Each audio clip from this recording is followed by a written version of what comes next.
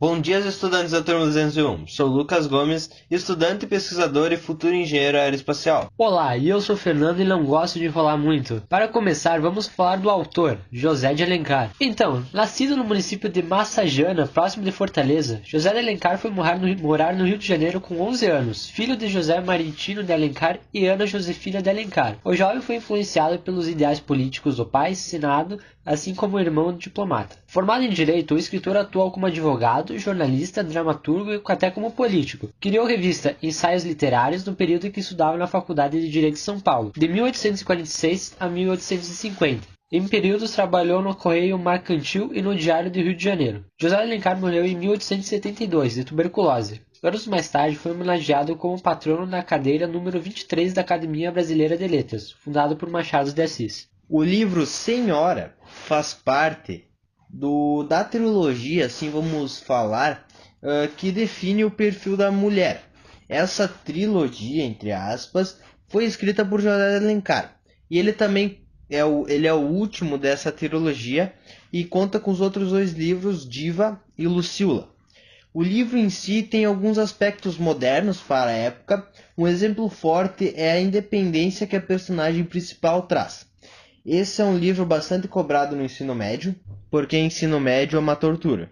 E uma curiosidade também é um dos livros cobrados no vestibular do ITA, Instituto Tecnológico da Aeronáutica, considerada um dos mais difíceis do Brasil.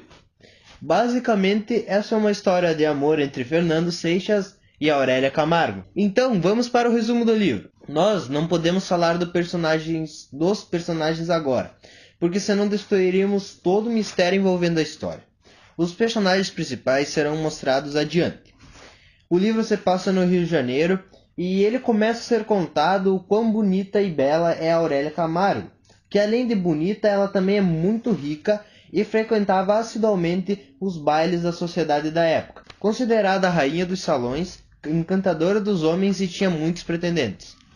A história mesmo inicia em um baile onde a Aurélia avista uma figura familiar, que a intriga. No dia seguinte desse baile, Dona Firmina, que era como uma mãe de adoção para a Aurélia, já que ela era órfã, questiona a Aurélia sobre por que ela estar tão pensativa e inquieta. Neste momento, a Aurélia questiona a Dona Firmina se a tal da Amaralzinha, Adelaide de Amaral, menina rica da época, era mais bonita do que ela. Imediatamente, Dona Firmina nega. Logo após essa conversa, a Aurélia requisita que seu tutor e tio Lemos compareça até sua casa. Ao chegar em sua casa, Lemos questiona a Aurélia sobre qual seria o assunto a qual ela queria conversar. A Aurélia, em seu escritório pessoal, relata ao tio que queria se casar e achar o pretendente. Pede então ao tio que converse com esse tal, mas não conte a dele quem é interessada, e deixando claro que não seria nenhuma aleijada ou senhora. E escreve então o nome do escolhido em um papel, diz a Lemos que para esse dará um dote de 100 contos de réus, e entrega a Lemos para que ele arrume o tal de Brick para ela. Entretanto, a Aurélia não tinha apenas o pedir que arrumasse o Brick para ela, já que o tal do escolhido era prometido a outra mulher, a tal da Amaralzinha. Mas sabia que seu amigo Torquato Ribeiro amava muito a Amaralzinha, e então pediu também a seu tio que ele fizesse o Brick para os dois. E que ele prometesse que esse tal de Torquato Ribeiro iria entrar com um dote de 40 contos de réus. Tudo o pedido anteriormente foi realizado por seu tio. Lemos então foi à casa de Fernando Seixas, o tal do Brick. Porém, Fernando recusa o oferecido e dá o aspecto de não querer ser comprado. Então vamos falar de Fernando. Fernando era um homem que recém tinha chegado de Pernambuco, onde tratava de negócios. Ele vivia sempre na alta sociedade, com as melhores roupas, perfumes e frequentava festas e teatros. Tudo que era requisitado para ser um burguês safado. Entretanto, Fernando era pobre e apenas seu trabalho como tabelião não pagava todas as despesas de luxo. Sempre sendo ajudado por Dona Camila, sua mãe, e suas irmãs, Mariquinhas e Nicota, que viviam a costurar roupas para manter seu irmão, já que eram pobres e seu pai tinha falecido.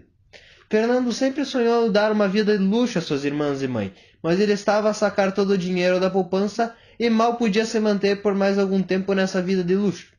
Ele mesmo em uma noite se questionava sobre sair dessa vida e continuar em seu trabalho vivendo uma vida mediana como as irmãs.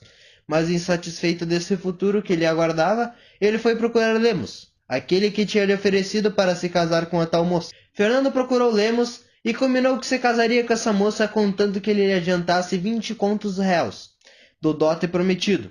Lemos lhe disse que iria conversar com a tal da moça e, se autorizado, estaria tudo certo. Lemos, após conversar com Aurélia, que confirmou sem nenhuma dúvida, procurou Fernando e lhe adiantou o dinheiro então pedido. E combinaram de marcar o primeiro encontro para conhecer a tal da esposa.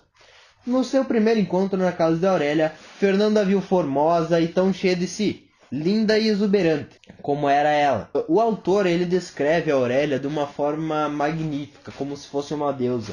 Então usar essas palavras não é nem um pouco do que o autor usa no livro. O autor tem horas que ele fica mais de 2, 3 parágrafos descrevendo a exuberância de Aurélia. Porém, na história, Fernando dá um ar de não se sentir tão feliz, mesmo se casando com uma mulher tão linda, uma das mais bonitas do Rio de Janeiro e rica. Fernando continuou indo na casa de Aurélia até chegar o dia do casamento. Chegando o dia do casamento, que foi fechado e tinha apenas alguns convidados específicos, foi então, nessa noite, após a cerimônia, e Fernando segurando a mão de Aurélia, dizendo que amava, foi lhe dar seu primeiro beijo.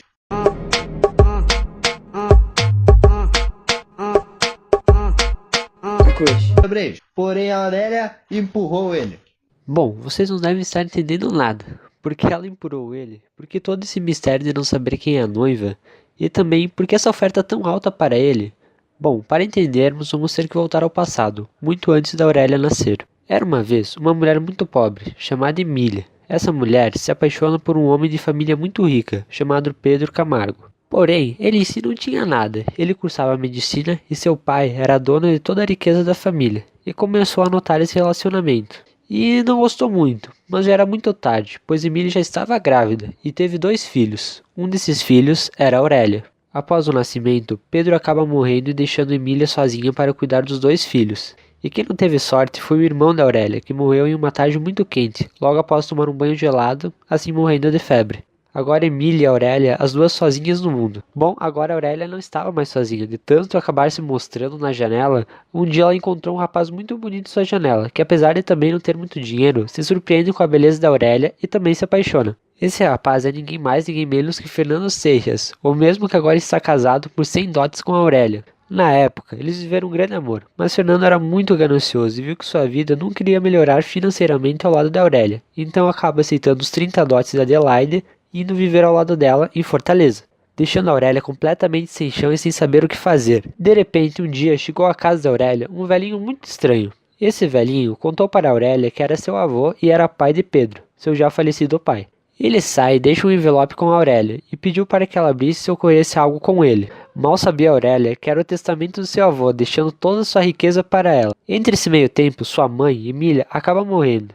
E agora, Aurélia, sozinha, descobre que seu avô também acaba morrendo. Então, sem saber o que fazer, ela acaba abrindo o envelope e vê que agora todo o dinheiro do seu avô era dela. Mais ou menos 1.000 contos de réis, que na época equivalia mais ou menos 1.400 milhões de dólares. Agora, Aurélia era a mais nova milionária do Rio de Janeiro.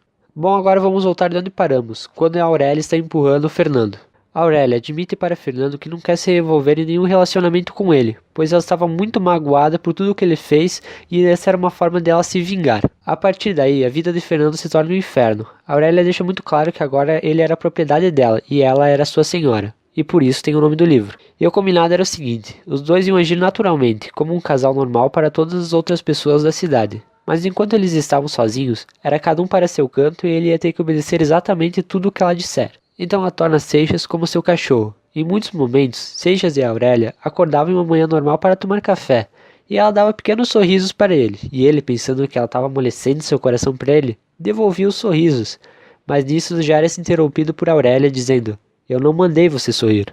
E assim era a vida dos dois basicamente. Agora a Aurélia mandava e desmandava nos Seixas e ele só podia obedecer o que ela mandava, pois agora ele era propriedade dela. Seixas, não aguentando mais ver toda essa humilhação, resolve pensar em meios de se livrar da Aurélia, e chega à conclusão que o único modo de se livrar dela é pagando os 20 dotes que ele devia a Aurélia. Para conseguir o dinheiro, ele começa a envolver em negócios e outros meios de conseguir dinheiro.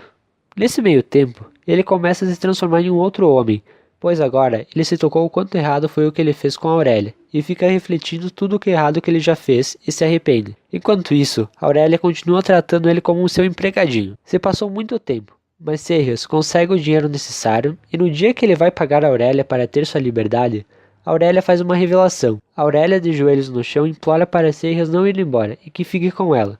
E também diz que ela já tinha deixado todo o seu testamento e todo o seu dinheiro para Fernando, pois pensou que na noite do casamento ela ia acabar morrendo de tanto desgosto. E a história termina assim. Para vocês entenderem por que ela acabou desse jeito, porque na época José de Alencar ele era muito inteligente. E ele viu que se terminasse a história com uma mulher mandando num homem, ia pegar mal para a época e que ia influenciar várias mulheres a pensarem desse jeito.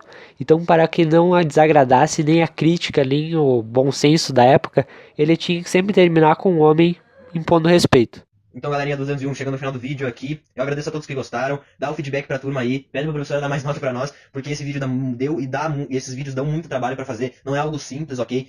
Eu peço pra quem apoia nós aí, muito obrigado, quem gosta da gente, muito obrigado também, valeu, falou!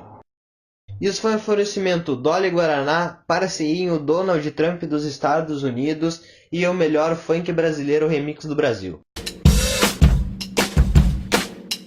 Cabelo da Tony Country pra mostrar que é de vilão. Lá do mal e lá do bem, nós é bom, mas não é bombom. O toque da roleteira entre becos e viela. Nega preta e nega branca que nós joga na canela. Os irmãos tá de AK, em cima da CPD. Então quando cresce o olho, vai pra puta que pariu. Vai! Menina sem coração, bandido apaixonado. E cadê o amor? Foi pra casa do caralho. Tem um fim na relação, você não acreditou. Por causa de traição, o amor acabou. E cadê o amor? Foi pra casa do caralho. E cadê o amor? Foi pra casa do caralho. Não existe mais amor, a moda é uma pentada. Usando camisinha, pele a pele é mó furada. Sou foda, na cama de esculacho, na sala ou no quarto, no beco ou no carro. Fiquem longe das drogas, crianças. Dava Jonas adverte.